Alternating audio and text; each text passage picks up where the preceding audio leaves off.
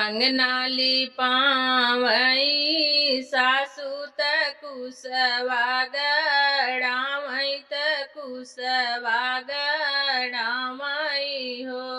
राम छठिया पूजत सासू रोवई त मैया से मनावई त मैया से मनावई हो।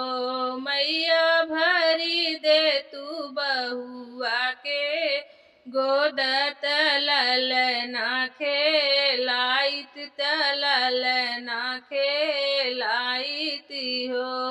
गौआ के देवता मनावई मनहि मन मानई मनहि मन मानई हो।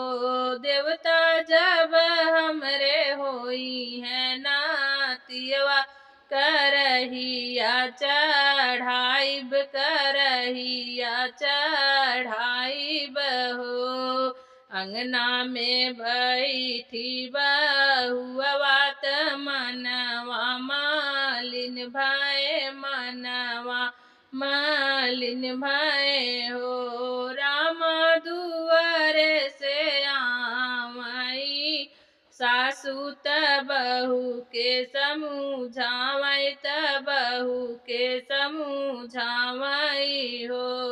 बहुआ होई हई तोहरे लालनवा धरहु मना धीरज धरहु मना धीरज हो।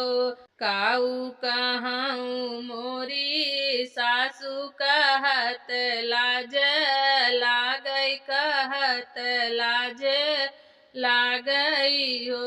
सासुरान परोसी ताना मारैत कहई हमई बाझिन त कहई हमई बाझिनी हो।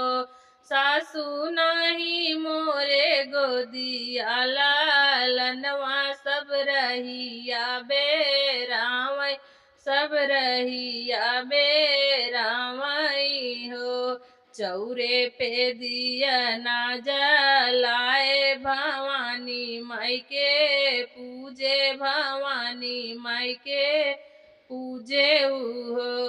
बहुआ पौआ पकड़ी हमारोए नातिया हमरे होई है नातिया हमरे होई है हो।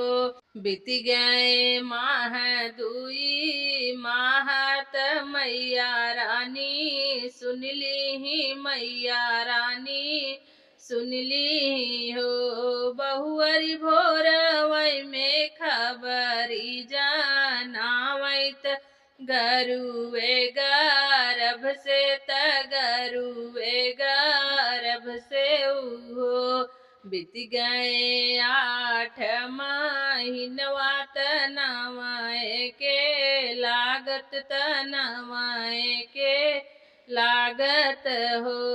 राम बाजै लागे अंगना बधैया गोतिनी गावई सोहर गोतिनी गावई सोहर हो। सासू जी ललना खेलावई ननद रानी नाचै ननद रानी नाचई हो।